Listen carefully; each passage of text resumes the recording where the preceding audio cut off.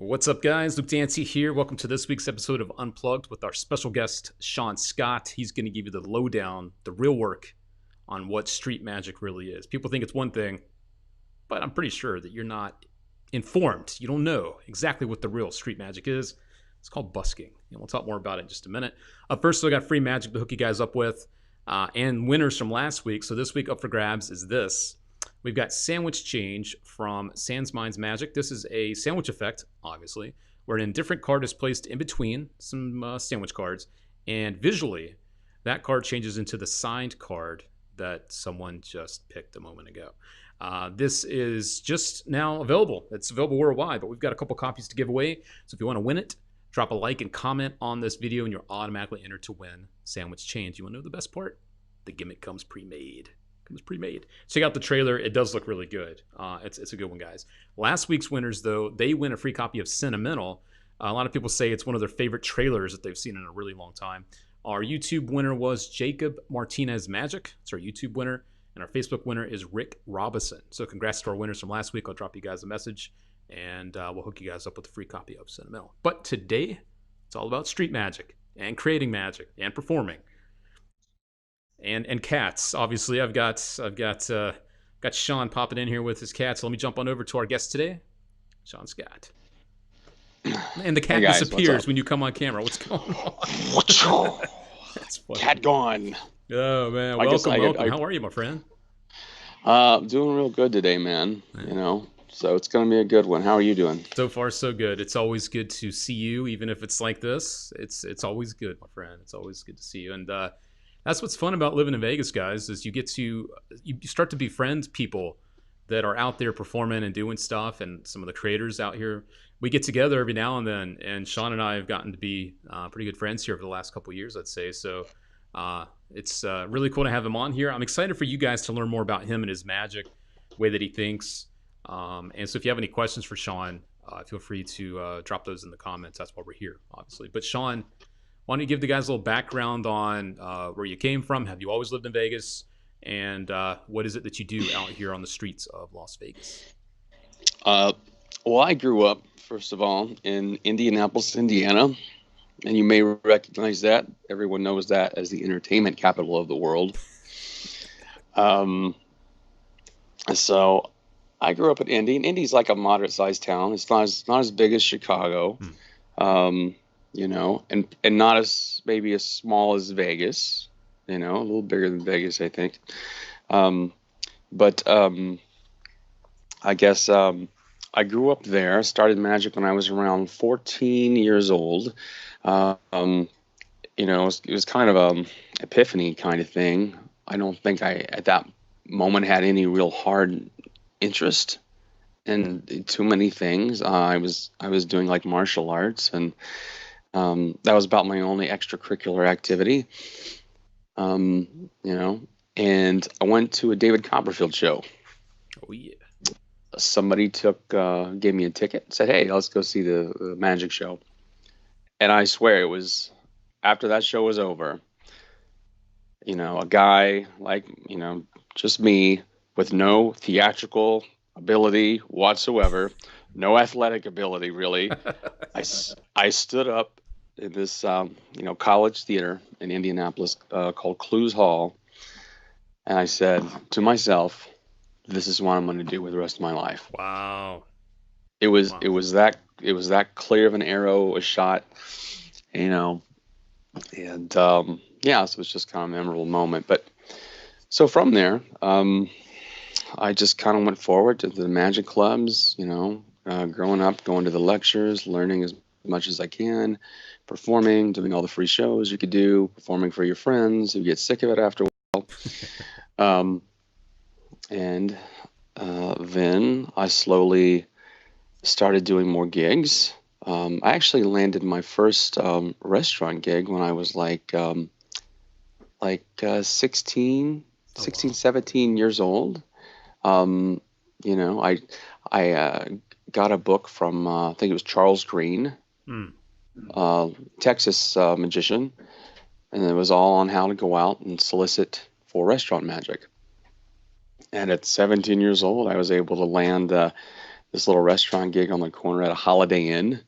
Nice. Yeah, they had a bar and a restaurant, so it was busy on the weekends, and so yeah, for a kid, 16 years old back in 1988, 89. I walked in. I was making what I thought was good money, like $15 an hour, plus tips. Yeah, that was kind of an accomplishment, for me. So I did that for like a little over a year, and then as I got older, I worked at Illusions Restaurant. Oh, so Um, cool. Kind of like it was once, kind of like the Magic Castle of the Midwest. A lot of guys came out of there, such as Mike Close, Chris Kenner, Homer Lewog. Um, like Chris Korn would kind of stop by once in a Oh while. yeah. Um, so and a lot of big names came through there, and that's where I really learned to cut my teeth doing table magic, doing stand-up magic. Yep. Um, and yeah, I learned so much there. Um, and then about 8 years ago, finally decided to up and move out to Las Vegas. And I've been here 8 years. Kind of struggled at first getting here. Especially working the street, I was just horrible. Um, you think you're good after 20 years in magic at something, and then you find out how like inadequate you are when you're on the mean streets of Vegas. Yep. And yeah, and kind of here I am today. That's the nutshell. So 8 years in Vegas. You've been around doing this for a while now, and you've obviously, as you said, you kind of cut your teeth straight up doing it. I mean, there is no other way to do this stuff, and I think that's what's cool to hear your background too. Is it's all performing, performing, performing. Obviously, you also have a line of products that are also on the market. I thought it'd be kind of fun to take a little peek at the Murphy's website. We have a few, and I'm going to, in particular, we've got a video to show of Rise, but we carry a few of your items as well. We've got Render, which was a really, I think that trick, honestly, Sean, was ahead of its time with cell phones, cell phone magic, very much ahead of its time. Thanks. Yeah, no, it's true, man. It's true. Factory Line, which was a fun little thing. That was the one with the car, right? The car thing. Yeah. Yeah, Factor Line. And just a note about that, Bizarro, if you guys know who Bizarro is here in Vegas, he and I have a new version of Factory Line coming out in the near future. Yeah, right now they're kind of knocking it out, and it's Factory Line, but it is like Bizarro's touch on all of it. Oh, cool. Yeah, so he really kind of took the same story and just made it a lot more visual. So if you guys get to see this, hopefully you'll get to see a trailer in the very near future. It's really cool. Nice. So you guys got a little exclusive here. Some new stuff coming from Sean and Bizarro. Bizarro is one of those guys that everyone just, I don't know how he thinks the way that he does. Everyone looks at him and goes, how do you do that? How do you think that way? So that's a good combo, teaming up with old Bizarro. That's cool. Yeah, it was fun. And I think the one trick that really made a big splash in the industry was this one. I'm going to pop this up on the screen. This is Rise. I know people have seen this. It's been out for a while, but people continue to use it because of how visual and how good it is. And I'll let you kind of talk through this as you can see the trailer playing. But I mean, you perform on the streets. This is perfect for what you do, man. Yeah, this is. I tell you, this was like something. Probably like 9 years overall in development. I made the first versions really early on, and they're nothing like what's available right now. The thing right now is like the BMW of what previously I made. But yeah, it's people don't expect it. It's kind of disarming, and I don't think there's really anything else like it in Magic when it comes to like a can production. Yep. Or something like that. Yeah, it's one of those things perfect for the street. And as you guys saw in the description there, the little ad copy that popped up, you can do this with a signed can too, because it's a crushed can, and then you step on it and it's restored again. And you in clean, which is great. You were able to show, as you saw in the trailer, show the bottom of your shoe. The whole thing is so well thought out. Definitely one of my favorite things from you, and of course roaming. But yeah, and that's what I love. You create stuff that you actually use. You don't see that all the time, sadly, these days. So it's nice when people actually use the stuff they create. So yeah. You ready to jump into some questions? We got some live questions. I know we've kept the guys waiting here. You ready to jump into some of those? Yeah, fire away. Let's talk. Sweet. And we'll talk more about your magic as we go too, obviously. There was one that popped in earlier that was about portable sound systems, which Thomas Ronda over on Facebook says, what portable sound system do you use? Great question. Obviously, you're out on the street. You want to get those crowds, keep them there. What kind of sound system are you using out there? I'll tell you this. Where I work is almost, at least half the time, one of those worst case scenario environments. Okay. Which means it's loud. Yep. It's, you've got concerts, in a really close proximity. You're on a concrete floor, which just makes the sound bounce, 10 times more. So the decibels get really high. But what I use is a pretty big speaker. It's called a QSC 12. So it's the largest size this company makes. QSC is a really well-known brand. It's a really good speaker. So it's big. I have it hooked up to a big rolling cart, and I have my props on top of that in a box. So I am able to go out at night when it's 9 o'clock and there's a lot of noise from the stages, the people, and my speaker will kind of cut through that. The other speaker, though, that I would recommend if you're talking about busking in normal environments where it's maybe semi kind of loud, is this new Bose that they make. And I forgive me, I can't recall what the model is or the make. If you want to know, you can email me. I'll be happy to look it up for you and tell you. But about like 3 or 4 other performers on Fremont Street are using this right now, and it's about this big. Let me go back to you. Yeah, and it even has.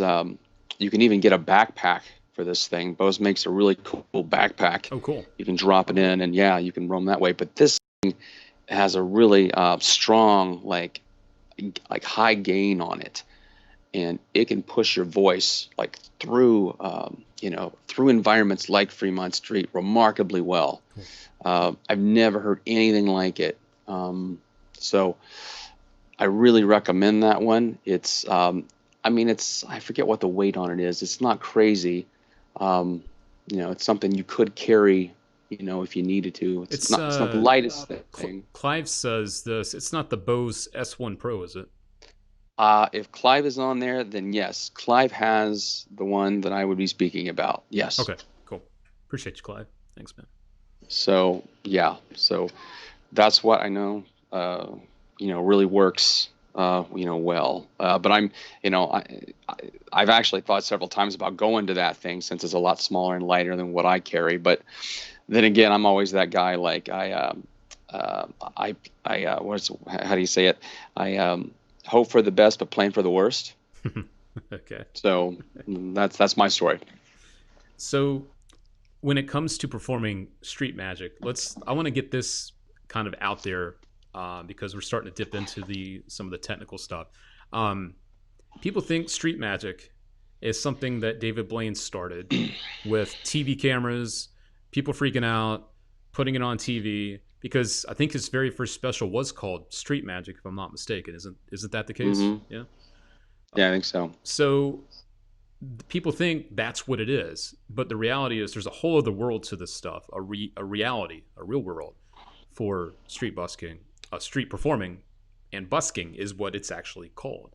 Why don't you shed the light on what street magic really is? Because I think it was, this created for TV thing that exists, but in a whole different way that people even know about. And you're doing this in Las Vegas, one of the busiest, most, visited cities in the world. People coming in, it's like a revolving door. What are you actually out there doing for people, and what is street magic? Well, I think that term has obviously been used, pretty generically in the last, I don't know, 10, Yep. 15 years in magic. And it's, maybe lots of times used in the vein of TV shows and products, that are released. Yep. Um, and a lot of those effects that are described as street magic can be performed, on the street, certainly. But I think when you see those situations where the tricks are performed, where there's like, one or two people, watching this, just high caliber effect, that no one's ever seen before, when you see those examples of that being performed, like, you have to be able to get to that moment. You have to have the people in front of you. Yep. If you're roaming out with a camera, and you know this, Luke, and from your background, like, you can, find people on the street. Hey, we'd like to show you something. Come over. And then, your magician comes in and you shoot the shot, and it looks great. It looks like those people were ready to see an awesome magic trick just at the drop of a hat. Hmm. And that is not the case when you're referring to busking. Right. Like, you have to basically, stick your foot out and trip them to get them to stop. Lots of times, I think a lot of guys will agree with that. So, I don't want to come out and start sounding like some traditionalist, like, oh, I know what David Blaine's doing, and Sure. anyone else in the last 10 years been on TV. That's not street magic. Okay, I'll give you that. Yeah. But I think it's just, we've got to get to those moments, where you can do those awesome effects for people. Yep. So you've got to stop them, and stopping them is kind of, I think, where the traditionalists kind of like, the buskers like to say, well, you've got to get somebody's attention. You've got to want them to watch, and finish the show, and finish, what lets you take a paycheck home at the end of the day. Right. And it's something where you're constantly having to start over and build a crowd over and over and over again. And Yeah. It's not just you do one show, one performance, and you're done.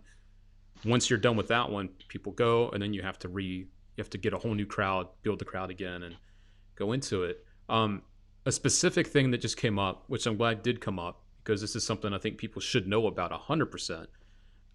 Ellis Cohen brings it up here. He says, what about getting or not getting permits? So when it comes to doing busking or street performing, even if it's not magic, I think that's important for people to realize, especially in a city like Las Vegas. I know the answer, but do you need to have a permit to go out and do street performing? The short answer concerning Vegas is no. Okay. That said, though, there's a little more to it than that, and it depends where you're trying to perform in Vegas. On Fremont Street, there's a lottery system. Right. That you can get into to have a spot. On the Strip, you kind of take your chances with the local, municipality. The police are not friendly at all to people that try to work just the sidewalk in Vegas. But there are other parts of the country that do require permits. And constitutionally speaking, it kind of gets into like really gray area. Technically, you don't have to have a permit, but it's easier for you just to go get a permit and play their game. Yeah. So yeah, I hope that kind of answers, the question. So yeah, I mean it's very especially down on the Fremont Street area here. This people call that the old side of Vegas, the old school, the original OG side of Vegas. It's full of street performers. People, music, people playing music, people dancing, people doing magic. There's a few magicians down there. At least the times I've been there, there's been probably 2 or 3, if not more, set up. And it's fun to walk through there and see all this stuff. But it's interesting how you guys have your designated areas, and I like how it revolves or rotates so that one person doesn't get like the hot spot. What is it, like every hour you guys have to kind of change spots and move to the next spot, or is it even less than that? I thought it was an hour. But... every 2 hours. Every 2 hours. Wow. Okay. Yeah. Okay. Gotcha. Yeah. Wow. So if someone's thinking of doing this in a busy city, I know that Key West is a big place. I know that Gazo used to go and do a lot of this stuff in different places. If people are thinking of doing this type of stuff in a big city, should they look to get permits? Is that your professional opinion on that? Because, like you said, there's certain parts of Vegas where you can take a chance, but that might not end up ending well for you. So, Yeah, it's one of those things like Key West, for example. I don't know about the permit situation, mm-hmm. but what I do know is there's a real established hierarchy Okay. with going into that environment. There are people who have been there, for years, who have a priority on spots, on positions, Mm-hmm. in whatever walk or venue that people are coming through. And from city to city, it all varies. If you're required to get a permit, then by all means, get the permit. Uh, you know, because that's just going to be that's going to be the first hurdle in learning about the environment that you're walking into. Like you have to learn if there's a lottery system, how often your number may come up in the lottery system. If your number doesn't come up, do you still get to work? How much do you get to work? Mm-hmm. Can you pay your bills playing it like that, where you're not getting a number but going out there and just waiting to see if someone shows up or not? Yeah. Yeah, financially, you got to really approach that, in a good sense, in a good way. Sure. A couple questions coming into about Rise actually. Okay. Mark wanted to know, with the Rise trick, how easy is the reset? So with Rise, resetting it, how easy? Well, it's like a 5-second thing. Oh, cool. All right. Like lock and load. Wait, it's about as long as it took you to answer that question. Yeah, exactly. and I'm not exaggerating. So, where can I buy it? Gonzalez asking. You can pick up Rise or any of Sean's effects that we carry from your favorite magic shop. So just reach out to your favorite magic shop. This is this is what it looks like. There's the packaging for it. So that is beautifully done. That was something. I also can get them through my website as well if you want to go there too. Cool. I'll just throw that out there. So cool. There was another question about it. How many uses would you get out of each can? So is there a limitation on how many times you can? Because people are coming in that's not knowing how any of this works. So yeah, any limitations on uses of each can? Several. There's nothing gimmicked about the can. Right. So cool. You shouldn't. Yeah, be all right. Very good. When it comes back to street performing and the busking, Benny Chickering would like to know, do you feel that busking is dying out due to Instagram magic, or does it make people want to sit and watch more? So real world versus Instagram and social media, do you feel like busking / street performing is being hit at all as far as people doing it? If there's any threat to busking as a dying art, it would probably come from what is happening in modern politics. Interesting. With constitutional laws and the way the courts tend to rule, like in California right now, they're doing a lot with moving a homeless population. Right. And the way that affects us is that starts to get into constitutional rights on where you can stand on a sidewalk, where you can't, for how long. That's really, when you're asking me that question, that's the only thing that's that comes to my mind in that regard. The only other way I would think about your question is, you mentioned like Instagram, and maybe you're trying to say that just the exposure element maybe am I understanding that right? I think it's a mixture of that, but also the fact that people are used to now just performing in front of their phone, in front of their camera. Do you feel like people are leaning more towards doing that than street performing or live entertainment in general? Let's make it even a little bit more vague. Yeah. I think I don't know. I mean, if you're happy doing magic on Instagram, and that's okay, that's fine. But are you satisfied with that? And I mean, I don't think there's going to be. I think a magician's going to have a relatively short shelf life if you're just an Instagram magician, and Hmm. that's all you can do. So Yeah. I hope I'm answering this okay, but Yeah, no, I mean it's things are definitely changing and evolving, so it's always good to for us on the inside, to look at what's going on and see what we think. So yeah, that's good. okay, all Um, right. as a creator, this one comes in from YouTube. Our buddy over there, Gonzalini, Gonzalini.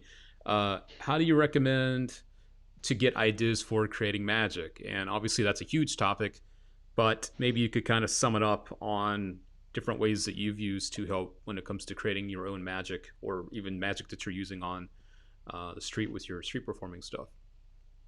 I'll tell you my experience here and try to kind of summarize. Um, when I started to create some of the best, magic that I can say that I've come out with, it was a situation where I moved in when I lived back in Indiana. I moved into an arts community, Hmm. and what that means is, in my example, there was a large building full of like 30 artists who were all art school students, and so I lived in this building. It was a big project. These we were given these big loft apartments. They were awesome place. It was like every guy's dream to have this big loft and you know have all your gear, your illusions spread out, in there like a warehouse. Um, and so through the course of living here for several years, I made friends, connections with the other artists. That started, I think, to take my attention in learning in different directions. Cool. I had friends that did steel sculpture, who did painting, who did photography, um, who kind of approached their art craft organically. Like this is a piece of steel. I'm going to cut it. I'm going to grind it. I'm going to color it. And when I knew, okay, you can make your own props. You can make your own magic.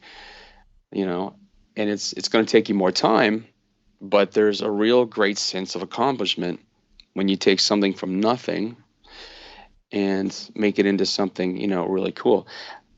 And you just got to give yourself, I think, a license to say, you know what, it's okay for me to, my trick, whatever I create, is just as good as someone else's in its own right. Um, I can pick up a deck of cards and sit here and just kind of hold it at different angles and think of something that might look interesting at this angle. Yep. You don't have to have the 20 years of experience of card magic. You don't have to be an Alan Ackerman, to come up with something that like no one has seen before and has some value in it. Um, by the way, I love Alan Ackerman. I wish I could do a tenth of what that man does. He's He's amazing. a freaking genius. Yeah. Um, but so I think where I made the most progress was being in a creative environment around influences that were not magic and letting myself learn more about those and just letting myself get lost in, um, you know, just a different way of thinking and, how someone else looks at their craft. Right on. Well said. Step out of magic sometimes. Step out of the box. It's very good advice. Very, very good advice because we do end up looking at things in that bubble sometimes, and Yeah. the outside inspiration a lot of times can actually help you a whole lot when it comes to your magic. Yeah. Um, this is a really, really good question coming in from Tony over on YouTube. This is kind of like about pocket management and stuff like that. He wants to know, how do you prepare to do street magic? Slash, what do you take with you in your pockets? So when it comes to preparing to go out and perform, and this could pretty much go with not just street performing, I guess, but anyone that's doing walk around close up stuff, or walk around performer. Um, how do you prepare yourself to go out there when it comes to keeping track of all your stuff? And because as magicians, Hmm. we got a lot of fun toys on us. So, Sure. I would also I'd first start by saying this. How long do you see yourself performing for any given group of people? Uh, Okay, let's say 15 minutes. So maybe have uh, maybe have three card effects you can do with a normal deck, where you have to, reach into the right pocket to add, add a stack, add a gimmick, left pocket, like make three tricks that can be done just out of this one deck of cards. Nothing comes out of your pockets to accomplish that. And then with the remaining space you have in your pockets, hmm. fill those with other tricks so that you can do a few things with the deck of cards. You can reach into your right pocket for coins. You could, reach into your left pocket to grab like, cup and a ball. That way you're not, you're not so loaded up and fumbling with like two or three effects in one pocket trying to get to something. Because if you're only doing 15 minutes, then maybe you only need 5 tricks. Yep. Think about the timeline. Well said.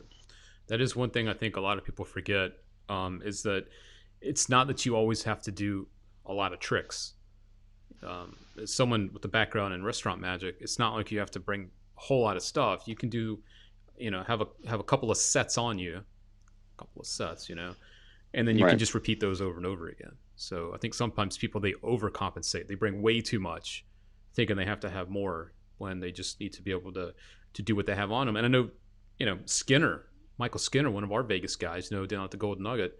From what I hear, stories about him, people would say, "Oh, how many tricks do you do?" You go, "Oh, I do, however many." "Oh, I thought you did more." I say, "No, I do these. But I do them damn good. I do them better than anybody else. So it's not about how Right. many, it's just about doing them well too." So Yeah, that's exactly it. yeah, At just a little thing about Illusions Restaurant, where I was going to several tables and doing magic. There were maybe 4 or 5 magicians on like a weekend night, mm-hmm. and we were basically responsible for going to all the tables and doing magic, right after the other. So there would be a sign-up sheet. So the servers would sign up the magicians for the tables. So your act is like 10 or 15 minutes, or that you're going to perform for these folks after their dinner. And yeah, that's all you've got time for. Yeah. So you don't have to walk into the restaurant, with a big suitcase and then, set everything up necessarily. Like come, yeah, put everything in your jacket before you leave home if you want. Hang it on the back of your car seat there, and then yeah, I think this is a subject that's been discussed in other places too. Like, just walk in with what's in your pockets. Yep. Like boil it down to that. Speaking of the restaurant magic and stuff like that, Mark has a good question that I would actually like to know the answer to as well. Mark Wybrow over on Facebook says, "Why street magic rather than working restaurants, clubs, pubs, or even theaters? What was it that made you choose street magic as like your main thing, at least for the time being?" Yeah. Well, for example, in this town, working the street is somewhat more accessible Mm-hmm. than knocking on doors in restaurants or clubs to get in there to do magic. There's a big challenge too here in Vegas if you're going to clubs and restaurants trying to get in the door to perform, because like here you've got such a heavy flux of tourists and even locals who come out to party. If you walk to several of these establishments to pitch the magic, they don't need it. Right. Like that's their mentality. Even though it probably would like make the environment, a lot more fun. It would bring more folks into their business. They really look at it like, well, we don't need this. We're good. Mm-hmm. So it's a little more of a challenge here in a town where you've got so much entertainment at everyone's feet. Um, so that's kind of, how my path has unfolded here. Sure. Um, Good question coming in from YouTube, and you guys are full of great questions. Keep them coming. This is great. You doing all right over there, Sean? You doing all right, man? Oh yeah, Good. great. All right. Keep it coming. Let's do it. Wait. Um, This one's great. Gonzalini over on the old YouTube says, I do street magic, and one of my most important problems is that I don't know how to introduce myself. How do you do this? So, man, introductions, big, big, big topic. I know you've got some advice on that one. So introducing yourself, as far as are you trying to stop them, or are you just trying to? Well, I'll just take it on its face value Sure. as introducing yourself, like, hi, hello. Or maybe even introducing yourself as a magician, specifically. Yeah. Right. So here's the way to look at it, and I think I'm, really appreciating this more and more here, and in the last few years. If they're walking by me, I need to introduce myself in a way to them that says, I'm fun, Mm-hmm. I'm entertaining, and the part about who I actually am, my name, that's secondary. Sure. So if I see people someone walking by, I just say random things just to kind of make them laugh. For instance, they're walking down Fremont Street, and Fremont Street is crazy. I say, hey, don't go that way. Come back. There's just more alcohol and vomit that way. Come back here. Come watch something cool. And they'll kind of snicker. That's good. Or my favorite line, and it's not my line. I kind of have to footnote this, is Adam Flowers, Chris Randall used to say this a lot about Fremont Street. It's where someone walks by, I'll say, welcome to Fremont Street, where Walmart and Disney have kids. And what happens when you say something funny, they'll kind of like stop for a minute. Sure. And they'll look back your way. When they look your way, look at them and say, hey, come on, that's the truth, right? I'm not lying. Start a conversation with them, just based on the situation. Sure.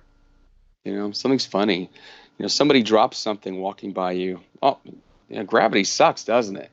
I hate that. And those, so that's how I would say, as far as an introduction, but once they're in front of you, you can say, hey, hi, folks, how you doing? Let me show you something. Like, if you're doing street magic, cut to the chase. Get in there. Don't ask. Actually, another street performer used to work out here, was Grendel. He made a good point to me once. Don't stand there with your deck of cards and say, here, would you like to take a card? Here, would you like to see a magic trick? Mm-hmm. He actually took the deck and said, here, take a card. Smart. Don't even give them a chance to say no. Yeah. don't make it optional. You got to understand how human response works. So I hope I'm answering your question, Mark. I hope that's it's just what you were asking. Introducing yourself. I know a lot of people, it's not even sometimes about the specifics. Sometimes it's just that they're so damn nervous of rejection. And that's just with anything. Obviously the more you do it, the more you will get comfortable with that rejection, because it will happen. But I think that's always one big intimidating thing for people, especially magicians. Like, what if they say no? It's like going to talk to a girl that you like, and what if she doesn't like me? It's kind of the same deal. So. Yeah, and I go through that too. Sure. I mean, I certainly have anxiety out there some nights. It's I'll think about stuff like that, and how nervous I am on one particular night for some stupid reason. But once like the fun kind of kicks in, once somebody laughs, man, it just creates that slide. Okay, oh, hey, my name's Sean. Like, I think it's just easier to break the ice. Yep. With that. This one comes in from Farouk. This is a great question. Over on YouTube, he wants to know, what is that one busking tip that you wish you were given 8 years ago? So back when you moved here to Vegas, is there one thing, or maybe a couple of things, that you wish you had known then that you know now? I'm sure there's more than one or two, but yeah. So I'll tell you something funny. Okay. This is also somewhat embarrassing, but I think you asked the right question, right? Like, I was trying to right off the bat figure out how to stop people. Like, I was really worried I wasn't going to be able to stop people. Mm-hmm.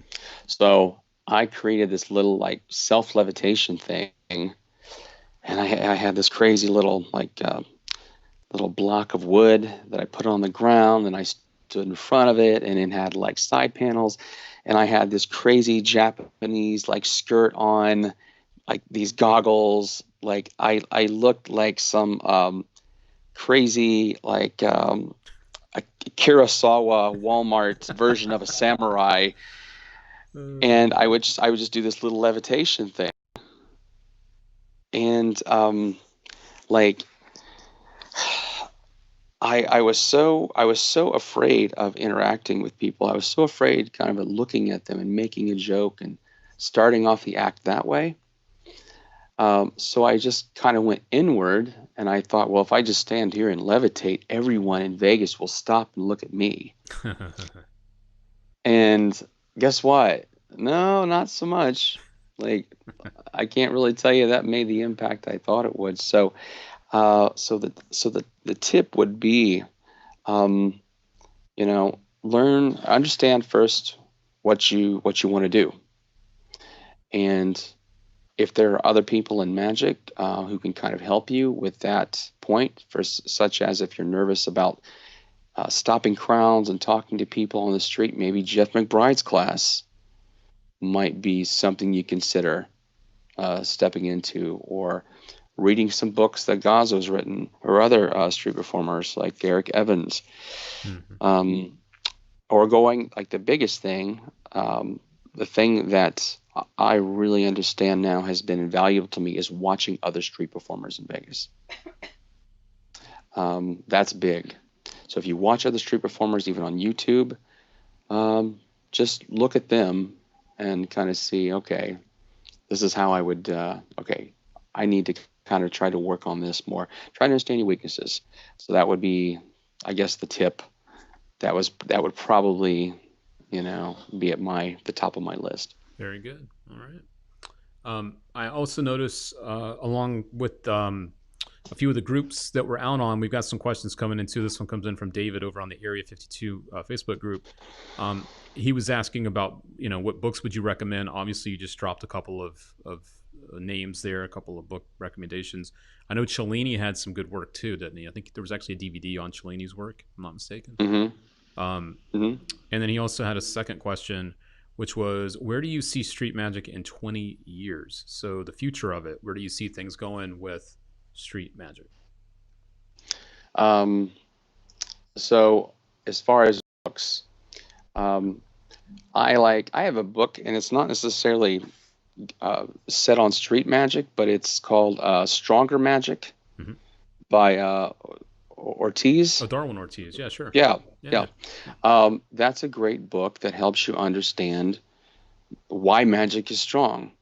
You know, Yep. when magicians, when we perform in the course of a trick, for example, a card trick, the strongest thing to a spectator when doing a card trick is always going to be in that moment where you put their card back in and you give the deck to them to shuffle. Yep. If they sit there and shuffle that deck, then that creates a much stronger, effect in their mind. So the book is filled with a lot of things like that. So I like that book. Um, Another book I have here is Gazzo's. I think it's Read Between the Lines, or Between the Lines. Hmm. And it's kind of like a thin manuscript, but it gives you lots of lines, lots of one-liners. Not all of them you may want to use. So yeah, because we're all not Gazzo. But you can pick and choose these and drop them in your show, and they're great things to say when you don't know what to say.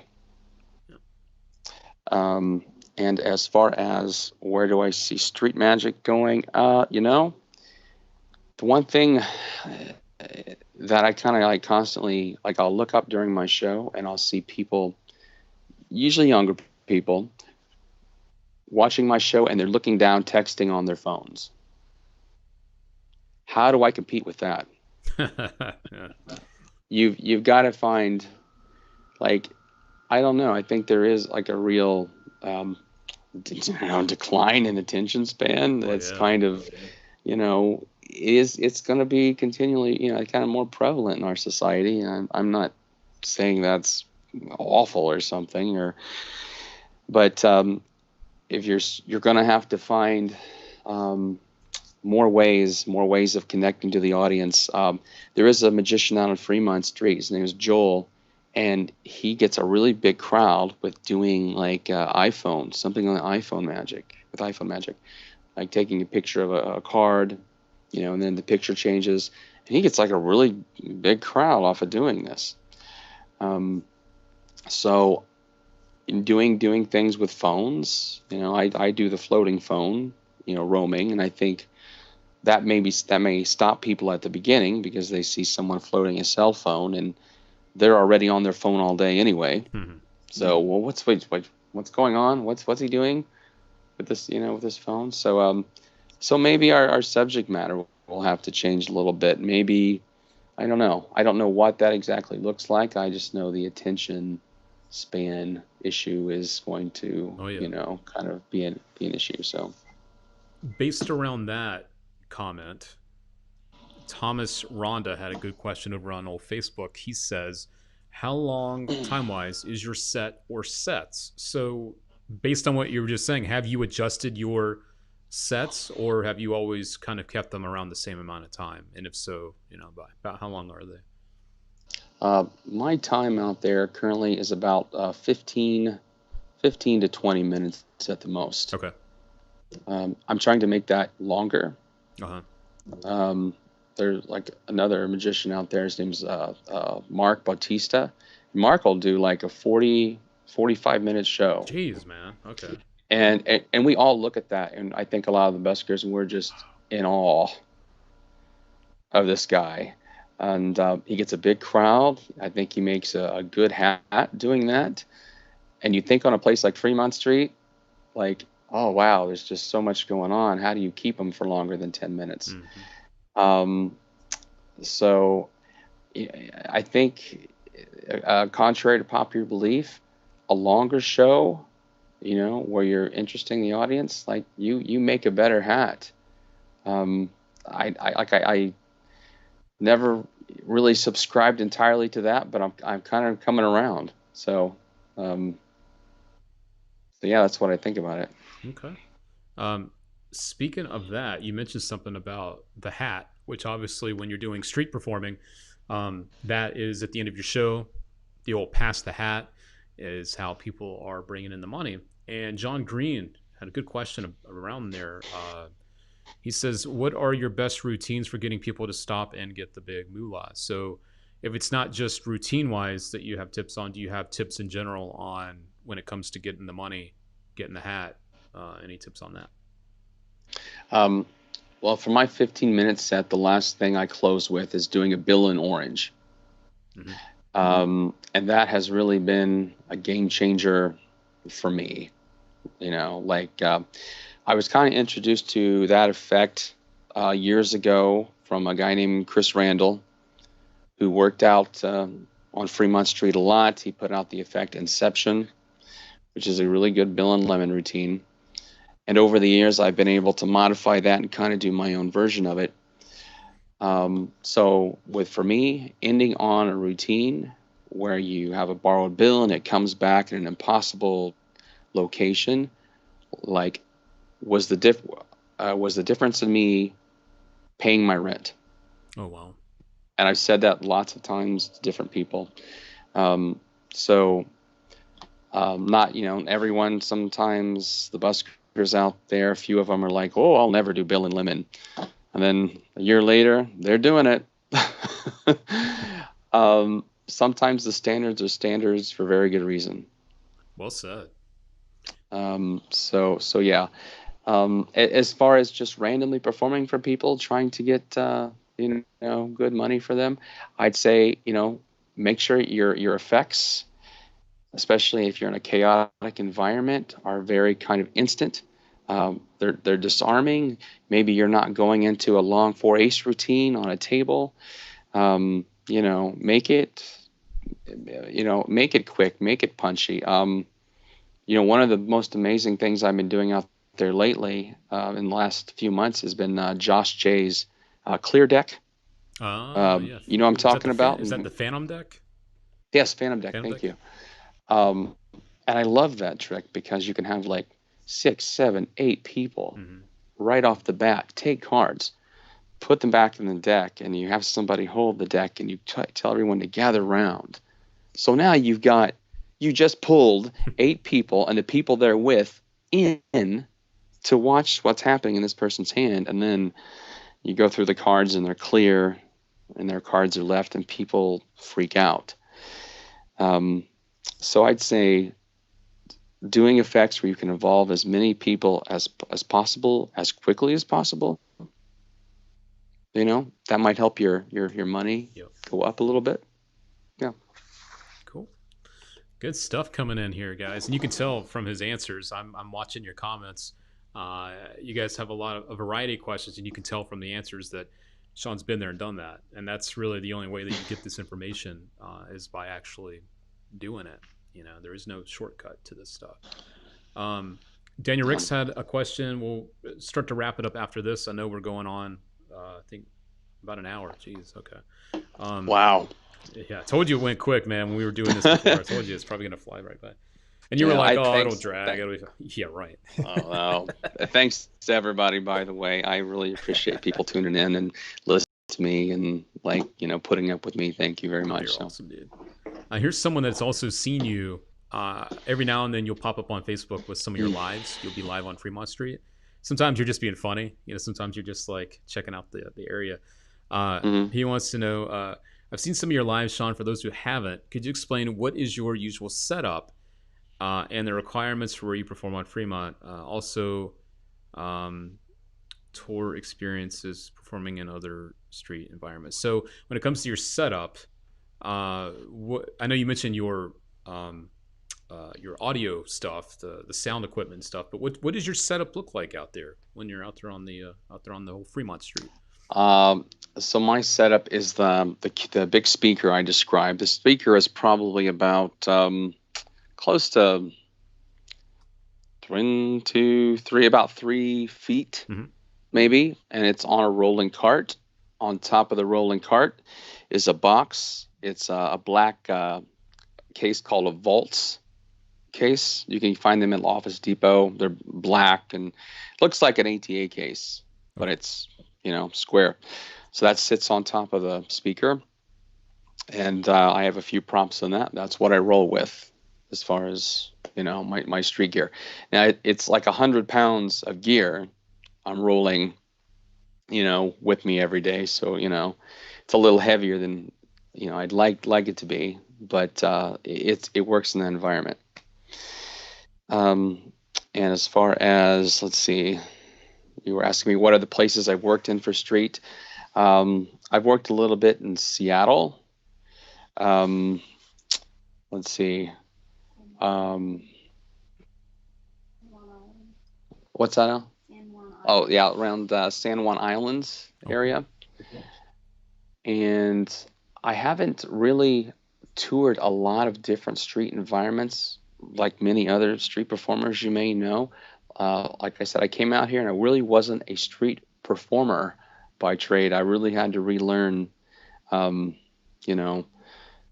lot to do it. Now, when I lived back in Indiana, I ran around to some local fairs and festivals, and I would kind of go do some street magic, street performing, and like really random, BFE kinds of locations, out in the world. And I had some crazy experiences, less than desirable, things in those situations. So you definitely want to find a good pitch where it's going to be worth your time.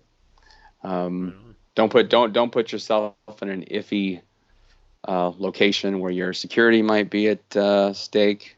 Be smart about it. But yeah, so that's, I kind of have a small, variety of places I've worked, to be honest. Cool. And if you guys do head out here to Las Vegas, I'm sure you guys will all be here at some point in your life. This is kind of the place everybody comes to visit. Some of us come to visit and we end up staying. Yeah. It's kind Stuck. of the way it is. Actually, someone's saying that right now. Mark Barber He says he'll be in Vegas mid-March. We're going to see you performing. So will you? Okay. You'll be around in mid-March, I'm assuming, unless you're out of town. Yeah, I should be on Fremont Street. So you're welcome to message me, and I can maybe tell you where I'm performing at that day. Sweet. So yeah, sure. Sounds good. Yeah, man. It's always fun to watch, whether it's Sean or any of the other magicians. Or there's so much fun stuff down on Fremont Street. It's a really fun part of Hmm. town. So I know you'll have fun watching Sean, but you'll be in such a fun environment. You probably won't want to go back to the main strip because, in my opinion, Fremont Street's the best part of Vegas. But what do I know? Oh yeah, yeah. Fremont's so much easier to get around in. So like Yeah, the strip is just so long it'll wear you out. yeah, So true that. True that. Well, I'm sure. Speaking of that, I'm sure I'm starting to wear you out with this chat. So I'll start to wrap um, it up now. Actually, here's a question from Mark Bautista. Mark wants to know: Mark. can you ask Sean if he's going out to Fremont tonight? So I guess he's putting you on the spot here. He probably is asking if I'm working at a spot tonight. He's like, wait, if Sean's not going to be out there, then I can go to this spot. Okay. Now it all makes sense. Okay. But yeah, Mark's actually the guy I was talking about. He does like the bigger, longer Oh yeah, the show. 45-minute show. Yeah. Yeah, he's really good. If you get a chance to see Mark out on Fremont Street, you should definitely see Mark's show. It's a great example. Even a guy named Chris Bentz is in town too. He's another awesome street performer, but he performs down on the strip by a casino called the Link. Mm-hmm. Okay. So if you have a chance, go watch Chris work. So. And I think, if I'm not mistaken, that's the same. The area you were just mentioning near the link is also now where Gazzo has been hanging out, right? Isn't that where he is? Yes, Yep. yes. Gazzo has a area there. So. Yeah. So if you guys have ever wanted to see some of the best out there doing it, feel free to hang out down on Fremont, check out Sean, and then if you end up wandering down to the main part of the strip, you'll see Gazzo and some other guys too. There's so much magic in this town. It is great. It is great. Yeah, yeah. I love It's here. I love it. This is definitely where it's at. Yeah.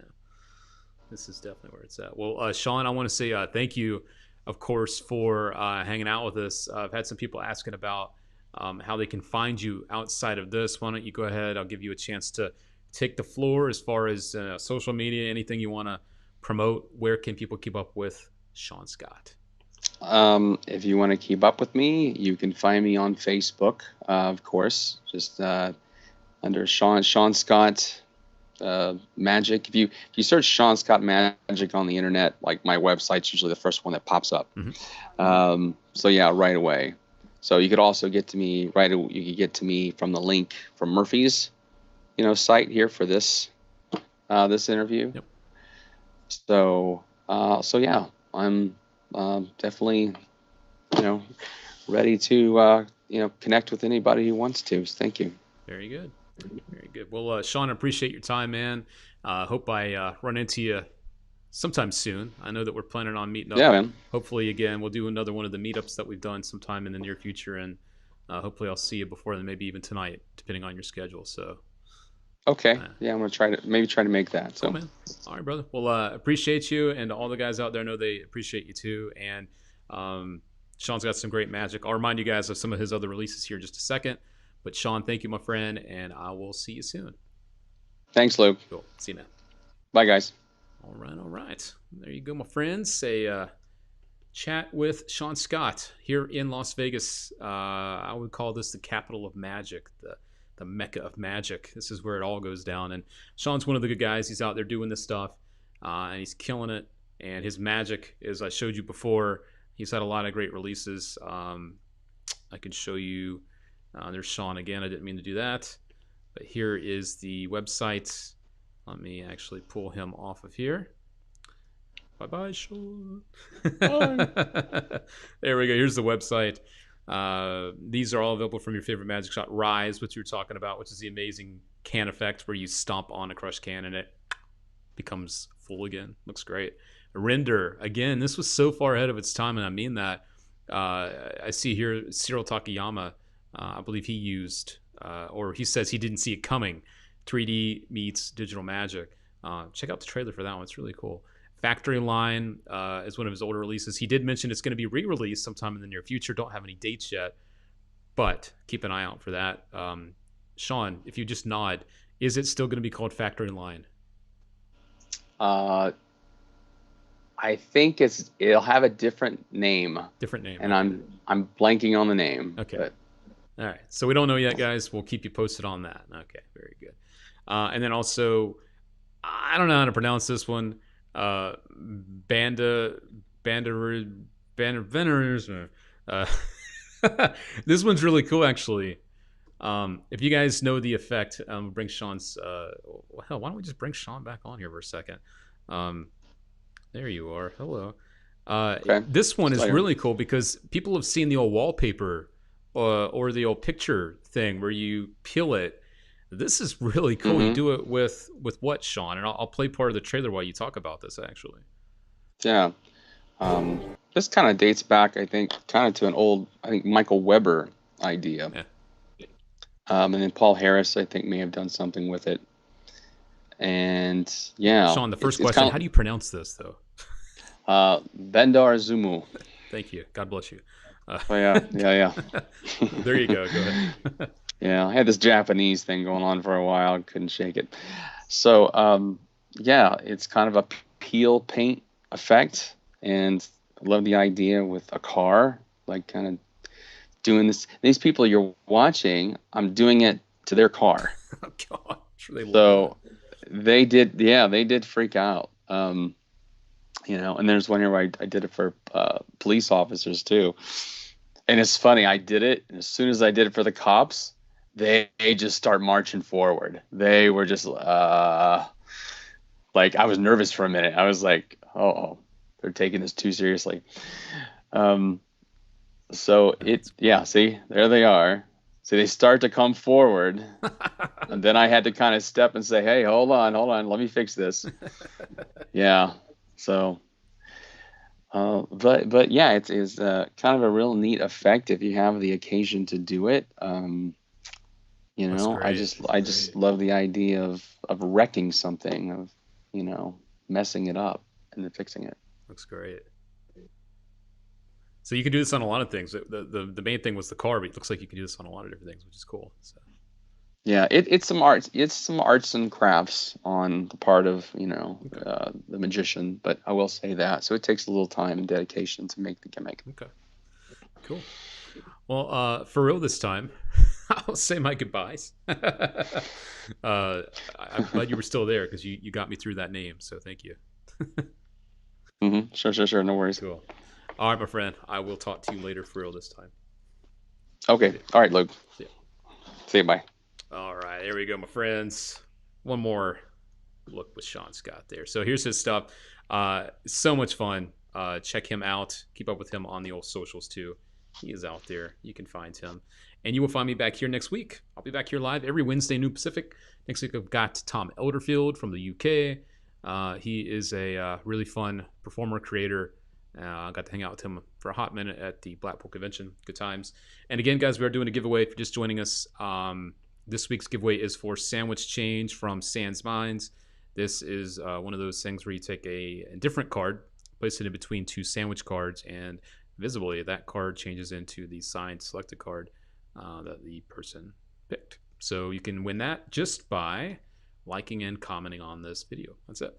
And congrats again to last week's winners: YouTube, Jacob Martinez Magic, and Facebook, Rick Robeson. They both pick up a free copy of Sentimental. So there you go. Free magic every week, interviews, chats, behind the scenes, all this good stuff going on for you guys. That's it for this week. Big thank you to Sean Scott for his time and sharing so much of his experience and answering so many questions. You guys are awesome, and Sean Scott is awesome. All right, my friends, I will catch you next time. Thanks for hanging out and getting unplugged with me. See you guys.